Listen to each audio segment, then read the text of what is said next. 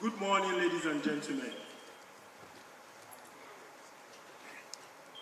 My name is Deji Ige.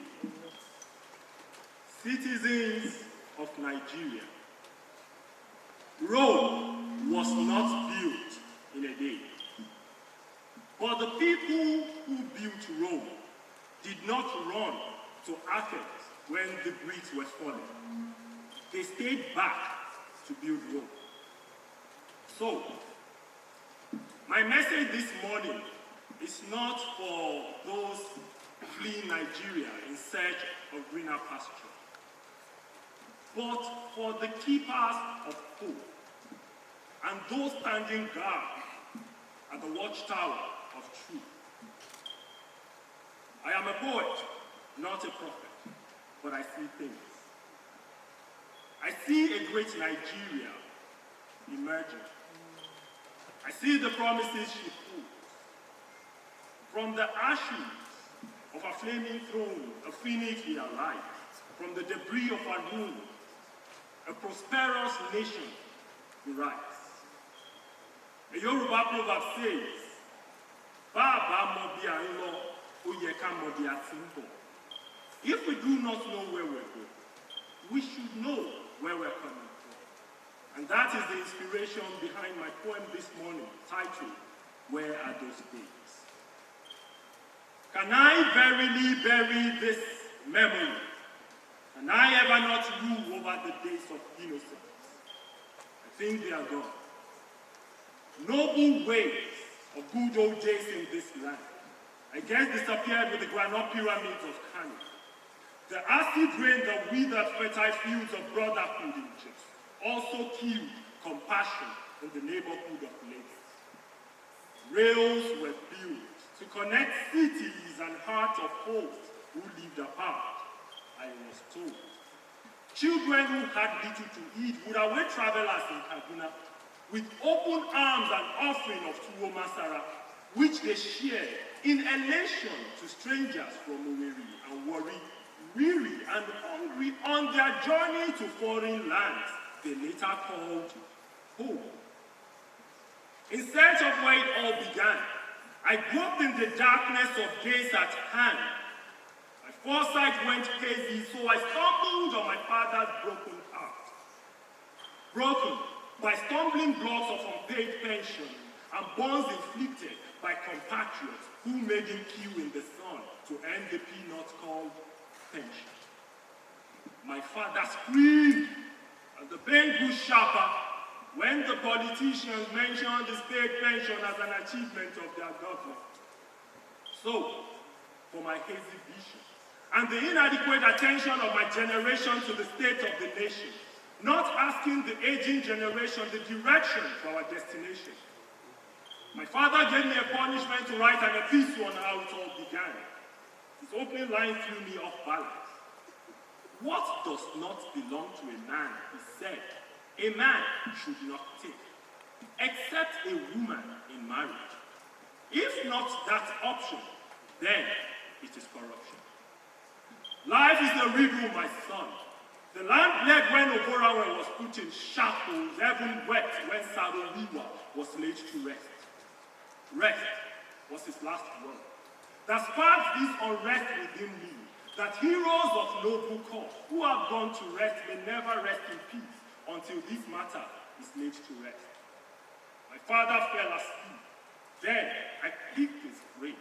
So one day, I can pick my pen to write an epistle on how his generation fell asleep. The watchmen slept into coma. Then courage gave way to hypocrisy. Weakness mistaken for meekness. The warriors are in shackles of comfort. The just are guarded with wealth. The lions shed their mane, watching chameleons take over the jungle as our conscience inches towards extinction. One day, I will write an epistle on how it all began and begin the epistle with a question. How did we get here? How did we assemble this orchestra afflicted with musical myopia? However, did we climb this height of impunity? Where we overlook the fact that we goaded ourselves into this labyrinth. in which we have lost the path to utopia and found a cemetery of regret to bury the relics of our days of glory. So I ask, where are the days of glory? Where are those days nothing went to waste? We made tangible things from things of little worth, like tins of milk recycled to containers for moi moi, and the big ones we used for storing the tank. Our leftover went to the cage of rabbits beside the vegetable garden kept green by dawn from the poultry farm that assured us eggs with our daily bread. How did we arrive at this creek of emptiness, where we bleed our land for fortune, spill oil on the future, burrow the earth for wealth, bury our inspiration within? All may fuel cars, I know, but inspiration will fuel those who will build cars. As imitation of one generation by another will determine the exaltation of a nation, or an imitation from generation to generation. And this is not a legend. Inspiration is not a legend. Like those days were real, when empty cartons were remolded into space shuttles and exotic cars that carried our children to the land of their dreams on the shoulders of fathers who washed sweat of labor off their hands rather than blood of kindred, and mothers who needed not stay awake at night, twisting and turning figures on public ledger. Where are those days daughters were proud of fathers who were soldiers, and sons aspired to be soldiers? I'm afraid generals now handle cash than guns and have seen colonels amass wealth better than living up to their rank on the battlefield.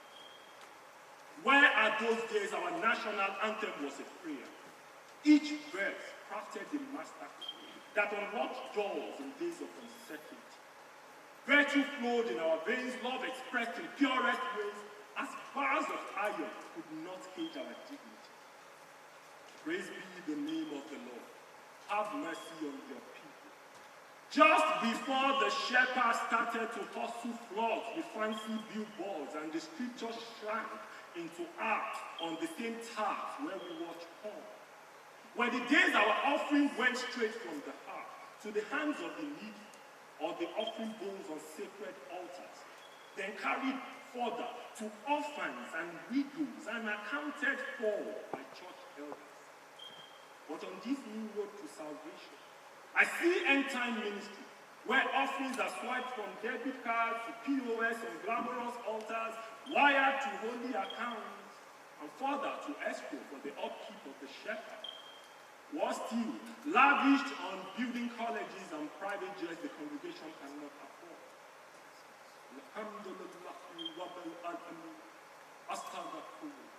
As I long for those days to be back when peace was not harassed, but what we made with our neighbors no matter their religion. Salat, the sure path to Al-Jannah. We would never kneel on sajada covered in blood, as our sons would not take weapons after ablution, taking our daughters into captivity to be married off to sons of the God. Heed my word, or kill it. We can pray on Arafat, worship on Sinai, fast for 365 days back to back, not until our arms are coated in peace, stretched forth in unity, until the eagle takes flight. The horses must regain their dignity, not until our lions refuse to shed their mane, watching chameleons take over the jungle. Then, the hope we can rekindle, that days to come may become days when bars of iron will cage our fear to turn the wheel of progress into a movement, led by chariots of patriots who will make a difference in their time and space. Thank you, ladies and gentlemen. Please be